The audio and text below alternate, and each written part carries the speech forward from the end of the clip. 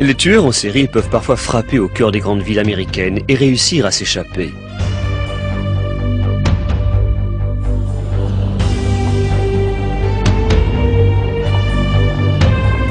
Même si la police a une idée assez précise du lieu où le crime a été commis, et même si elle intervient dans les plus brefs délais, il est parfois difficile d'établir un lien entre les crimes et encore plus problématique de retrouver l'assassin au sein d'une population dense et mouvante.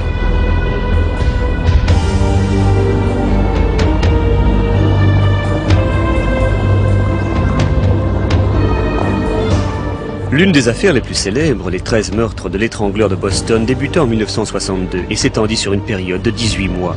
La police ne réussit à résoudre l'énigme que lorsque le meurtrier, Albert de Salvo, fit des aveux en prison, où il purgeait une peine pour d'autres délits.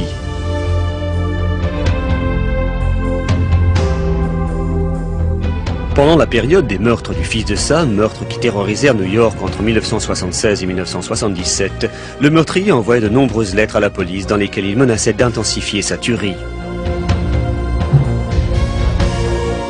On retrouva le coupable uniquement à cause d'une histoire d'amende non payée pour mauvais stationnement. Le fautif, David Berkowitz, avoue alors sans trop se faire prier être l'auteur des meurtres.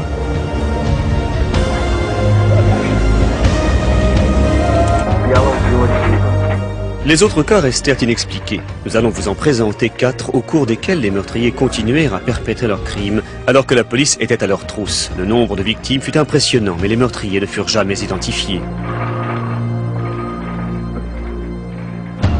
En 1990, New York semblait être aux prises à un autre fils de Sam, un meurtrier qui tirait au hasard sur les passants. Une vague de terreur s'abattit sur la ville. Le 21 juin 1990, un sans-abri qui dormait sur un banc à Central Park se réveilla et vit un homme debout près de lui. Sans un mot, ce dernier lui tira dessus avec un P38, puis disparut dans le parc.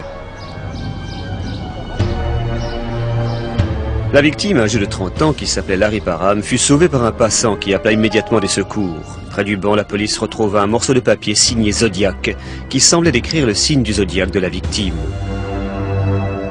À côté de la signature, il y avait un symbole qui ressemblait à celui qu'utilisait un autre meurtrier en série qui lui aussi, environ 20 ans auparavant à San Francisco, avait signé ses lettres du nom de Zodiac. Et comme le fit remarquer l'inspecteur-chef de police Joseph Borelli, il y avait des ressemblances encore plus troublantes. Ma première impression a été que le signe m'était familier et qu'il ressemblait au signe utilisé par un tueur du nom de Zodiac. Grâce à des comparaisons, nous sommes à présent presque certains que le responsable de cette 4e tentative de meurtre est également l'auteur des 3 autres. Les 3 attaques en question avaient eu lieu à New York, dans le quartier de Brooklyn, dans le quartier voisin de Queens. La première le 8 mars, la seconde 21 jours plus tard le 29 mars et la troisième 63 jours plus tard le 31 mars. La police réalisa qu'il survenait à des intervalles réguliers de 21 jours. Aucune des 3 victimes ne succomba à ses blessures. Auprès de la troisième, Joseph Pross, un homme de 78 ans, les policiers découvrirent un morceau de papier sur lequel était inscrit son signe zodiacal et celui des 2 premières victimes.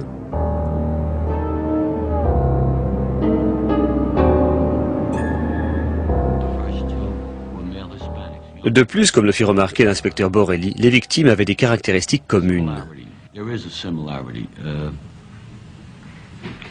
Il y a certaines similitudes.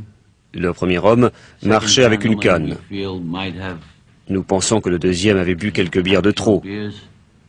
Le troisième se déplaçait également avec une canne et dormait sur un banc dans un parc. Une semaine après les 3 premières attaques, le journal New York Post et les producteurs du programme 60 minutes de la chaîne CBS reçurent des lettres d'un homme qui apparemment savait tout sur les 3 attaques.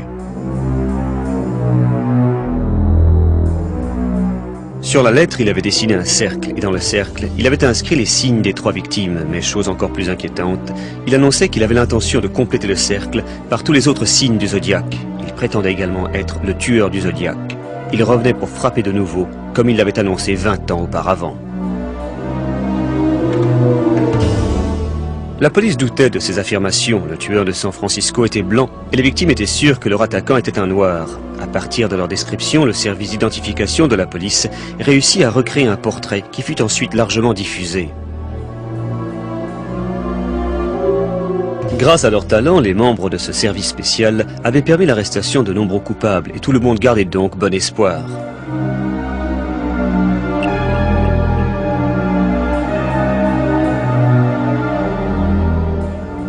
L'autre piste importante que suivaient les policiers était celle de savoir comment l'attaquant connaissait le signe astrologique de ses victimes. Selon l'inspecteur Borelli, cela ne pouvait pas être une coïncidence.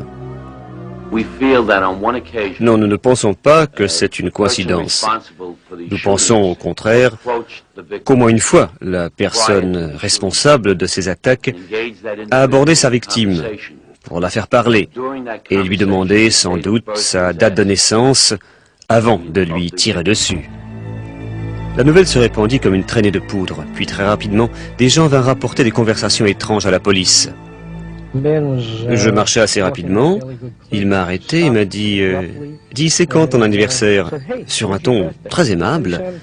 Il n'avait pas d'accent, c'était une question bizarre pour un inconnu, ça ne m'était jamais arrivé. Robert McGowan, dont la profession était de dénicher des vedettes, parla très ouvertement de sa rencontre avec un inconnu qui avait eu lieu près de Central Park. Après m'avoir posé des questions et m'avoir dévisagé, il m'a dit « C'est quoi ton signe ?» Et au début, je n'ai rien dit, et puis il m'a reposé la question, et puis j'ai dit « Balance ». La police confirma alors qu'elle avait reçu une lettre de menace en novembre 89, mais que cette dernière avait été classée et oubliée. Quelques jours après la 4e attaque à main armée, Joseph Pross, la 4e victime, mourut à l'hôpital, et il s'engagea alors une véritable chasse à l'homme. La police redoubla d'activité et un grand nombre de policiers supplémentaires fut affecté aux recherches. Le jour suivant, le maire, David Dinkins, offrit une récompense de $10 000. Toute l'attention des médias se fixa de nouveau sur le tueur lorsqu'il envoya une nouvelle lettre au New York Post. Il menaçait de remplir son tableau astrologique sous peu et confirmait qu'il avait des liens avec le Zodiac de San Francisco. On demanda alors l'avis des graphologues. C'est un homme très seul et d'un caractère asocial. Il est doté d'une très forte libido qui culmine en pointe de frustration. Et c'est lorsque cette frustration atteint un certain niveau qu'il doit agir. Les astrologues professionnels doutaient que le tueur du Zodiac soit un expert en matière d'astrologie. Je doute vraiment que les attaques aient été préméditées dans le but de respecter des phénomènes astrologiques. Non, ça n'a pas été fait dans cet esprit-là.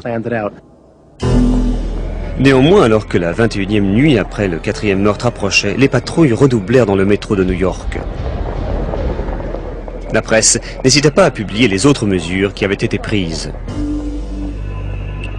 Toute la ville était sur le qui-vive.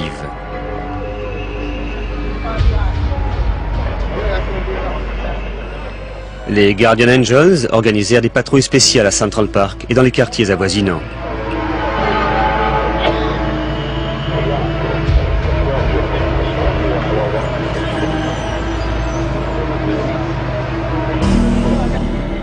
Cinq ans plus tard, le Zodiac n'était toujours pas réapparu à New York et on supposa donc que tout ce remue-ménage l'avait fait fuir.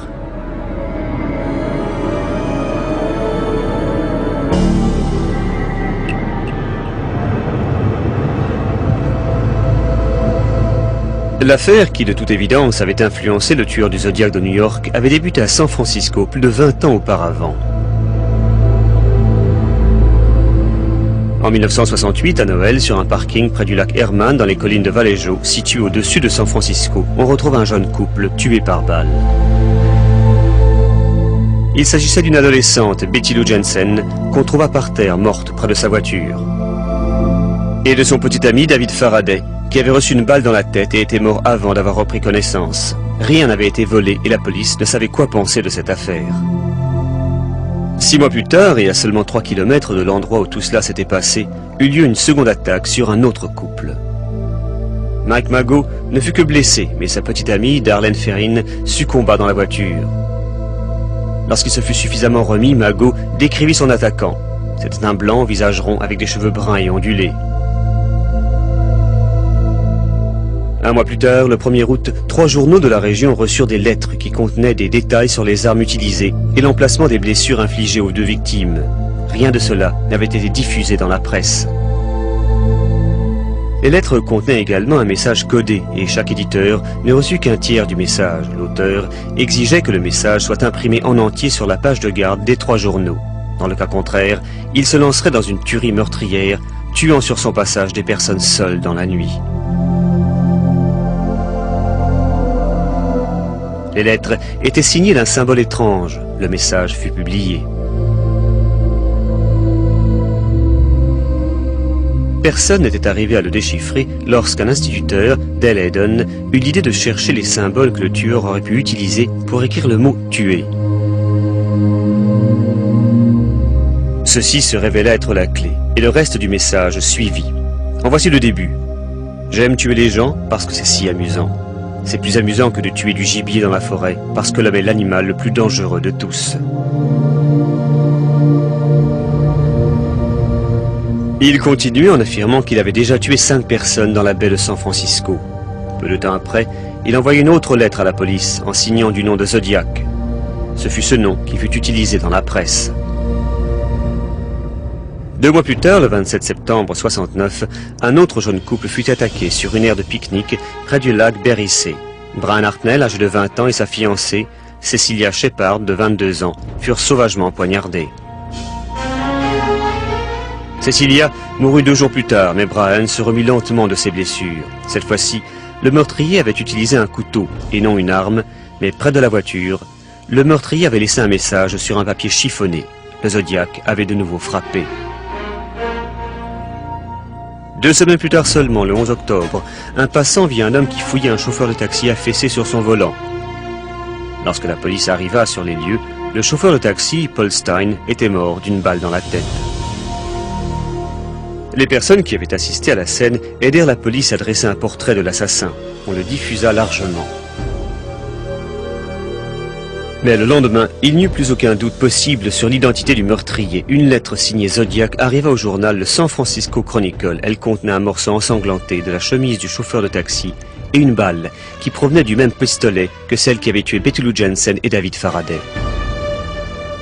La lettre se finissait par ces phrases sinistres. « Les enfants font de jolies cibles. Ça me plairait un matin d'éliminer les enfants d'un bus de ramassage scolaire.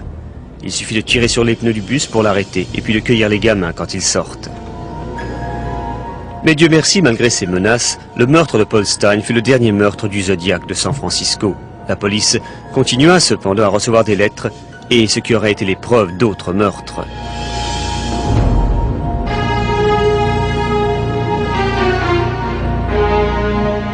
L'affaire resta inexpliquée et de nombreuses années plus tard, les policiers estimaient qu'il était toujours de première importance de prendre au sérieux la moindre piste à ce sujet.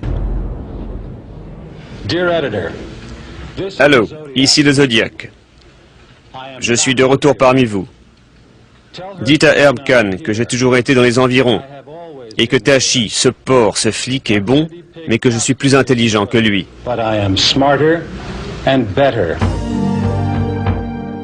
Bien que cette piste semble prometteuse, l'inspecteur de police Tashi ne put jamais retrouver l'auteur de ce message. En dépit du fait que les inspecteurs de police pensaient que le Zodiac de San Francisco était mort ou qu'il avait changé de région, ils ne pouvaient pas se permettre de prendre des risques. Les psychiatres qui ont étudié les tueurs en série savent bien que ces derniers ne peuvent jamais s'arrêter d'eux-mêmes. Une fois qu'ils sont accros, leurs besoins meurtriers semblent aller en augmentant et ils deviennent de plus en plus pressants avec le temps. Les meurtres du Zodiac de San Francisco restèrent une énigme. Et chose ironique, la plus grande série de meurtres inexpliqués des États-Unis se produit dans l'une des villes les plus sûres, Seattle. Le 12 août 82, le cadavre d'une femme fut retrouvé dans la rivière Green. Il était dans un état de décomposition avancé, mais la police réussit à prendre ses empreintes.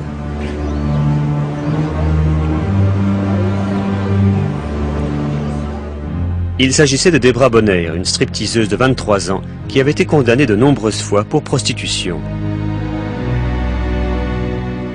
Une autre prostituée de 16 ans, Wendy Caulfield, avait été retrouvée étranglée un mois auparavant.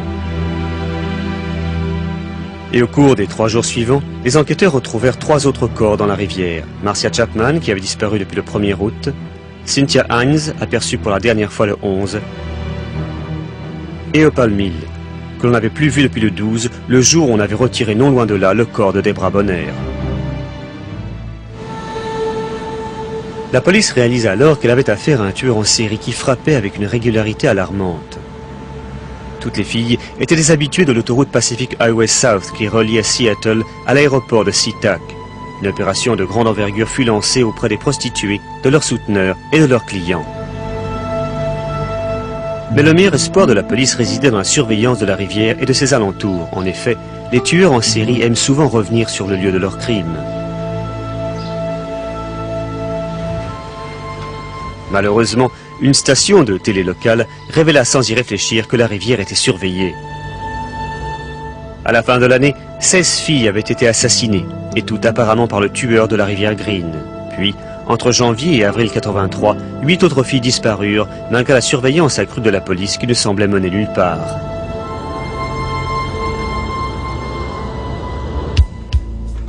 Fin 83, 40 crimes avaient été attribués au tueur de la rivière Green. C'était à cette époque aux États-Unis, de loin le plus grand nombre de meurtres perpétrés par un seul homme. Les efforts de la police furent alors réduits au néant au beau milieu de leurs efforts par un rapport qui révélait que malgré les milliers d'heures de travail et les tonnes d'informations accumulées, aucun système n'avait été mis en place pour permettre d'établir des liens entre les différents crimes et de trouver ainsi les pistes qui auraient pu mener aux coupables. Ce rapport était dû à Bob Keppel, un enquêteur spécial du ministère de la Justice de Washington. Keppel avait joué un rôle déterminant lors de l'enquête sur Ted Bundy, le responsable d'au moins 23 meurtres de prostituées dans plus de 5 États, qui avait commencé sa course folle par l'État de Washington et avait fini en Floride. Keppel avait appris à ses dépens que lorsque l'on faisait des recherches sur des tueurs en série, il était d'une importance vitale de rassembler et de comparer toutes les informations. À cause de ce rapport et de l'opinion publique, qui s'inquiétait de voir un nombre croissant de filles disparaître du tronçon d'autoroute, une nouvelle équipe de police chargée de la rivière Green fut mise en place en janvier 84 sous les ordres du capitaine Frank Adamson. Bob Keppel était à ses côtés dans les fonctions de chef consultant. Une fois de plus, des policiers en civil se dispersèrent sur le tronçon d'autoroute et se mélangèrent aux prostituées et à leurs clients. Des milliers de nouvelles dépositions furent enregistrées et les suspects potentiels furent interrogés.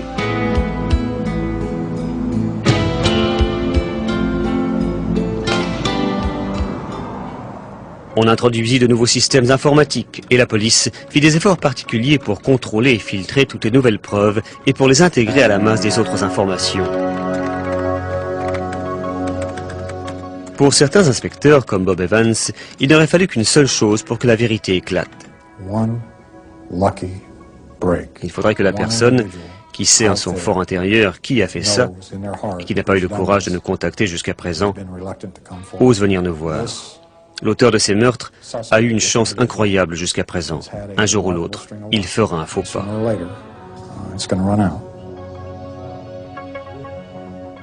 Au cours de l'année 84, d'autres prostituées disparurent et on retrouva leur corps. La police mit la main sur de nouveaux suspects, mais ceux-ci avaient toujours des alibis en béton. Les inspecteurs de police redoublèrent alors de prudence lors de leurs déclarations. À ce moment précis de l'enquête, il nous a paru intéressant de questionner cet homme. Nous avons énormément d'informations à son sujet et nous allons nous pencher sur son cas. Ce n'est pas un suspect potentiel, mais une personne à laquelle nous nous intéressons de près. Mais de là à dire que c'est lui le responsable des meurtres de la rivière Green, il n'y a rien de moins sûr.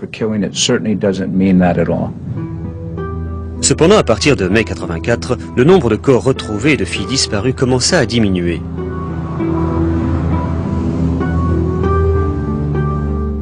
Une danseuse au sein nu de 17 ans, Cindy Ann Smith, que l'on vit sur le tronçon d'autoroute le 21 mars 84 pour la dernière fois, fut la 45e et la dernière victime attribuée par la police au tueur de la rivière Green. Cependant, en 87, dans un canyon désertique, des gamins qui ramassaient des boîtes de boissons gazeuses pour leur collection découvrirent un autre corps. Je ramassais des boîtes en descendant la colline et puis je suis arrivé dans le canyon. J'ai fait environ 3 mètres et j'ai vu des os, comme ça, par terre. Il y en avait 2 qui ressemblaient à des os de jambes. J'en ai ramassé un, juste pour voir si c'était un os, et c'en était un. Alors j'ai reposé l'os et puis j'ai pris un morceau de bois et j'ai commencé à gratter par terre. Il y avait des os partout. Et puis j'ai dû déplacer quelque chose parce que le crâne s'est mis à rouler vers moi. Je me suis assis pendant 1 minute, je ne savais pas quoi faire et puis j'ai crié pour appeler mes copains.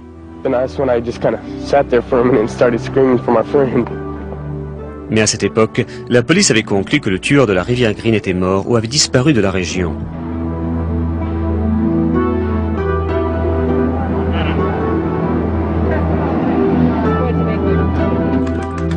En janvier 90, les forces spéciales de police de la rivière Green furent démantelées. Les policiers avaient interviewé plus de 15 000 suspects. Mais ils n'étaient pas plus avancés que le jour où, 7 ans et demi auparavant, une diffusion télévisée avait réduit au néant leur meilleur espoir de mettre la main sur le meurtrier. S'ils l'avaient attrapé, ils auraient pu sauver 40 filles et résoudre ce qui est probablement la plus grande série de meurtres inexpliqués de toute l'histoire des États-Unis.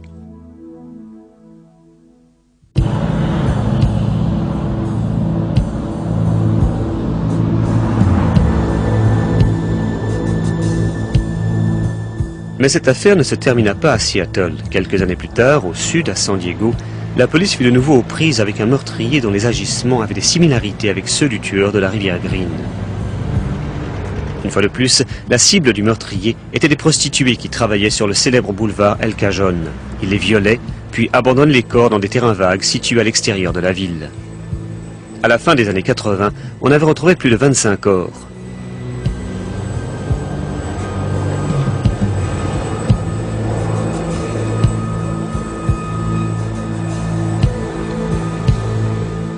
Non seulement il y avait des parallèles avec les meurtres de la rivière Green, mais la profession des victimes et le secret qui entourait leurs clients posaient de grandes difficultés à la police.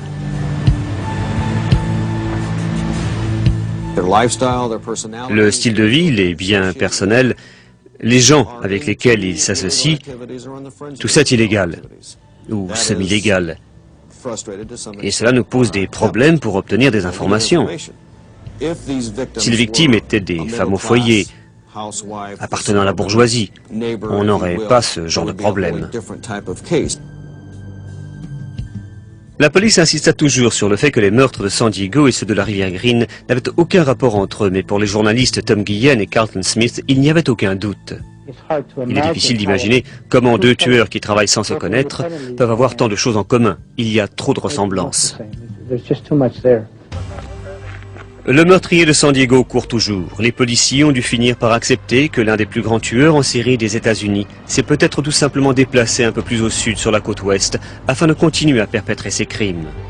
Tout comme l'inspecteur Dan Nolan des forces de police spéciales de la rivière Green, il ne leur reste qu'à espérer une erreur du meurtrier. L'expérience nous a prouvé que les tueurs en série font un faux pas, un jour ou l'autre. Si l'on se souvient des cas de Wayne Williams, de John Gacy et d'autres tueurs en série, on voit bien qu'ils prennent de plus en plus d'assurance et de moins en moins de précautions. Et je pense que celui-là a plus de chance que d'intelligence.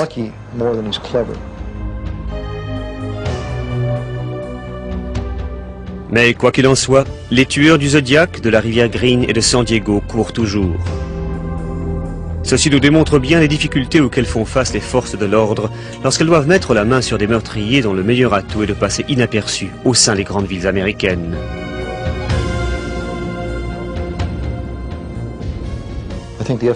Le FBI estime qu'il y a environ entre 20 et 30 tueurs en série aux États-Unis qui opèrent à tout moment. Leur succès tient au fait qu'ils se fondent à la population. Cet assassin, c'est Monsieur Tout-le-Monde. Il peut s'agir de votre voisin, de l'employé de l'épicerie du coin, du fast-food ou de la banque, et même du policier de votre quartier. En fait, il peut s'agir de n'importe qui aux États-Unis.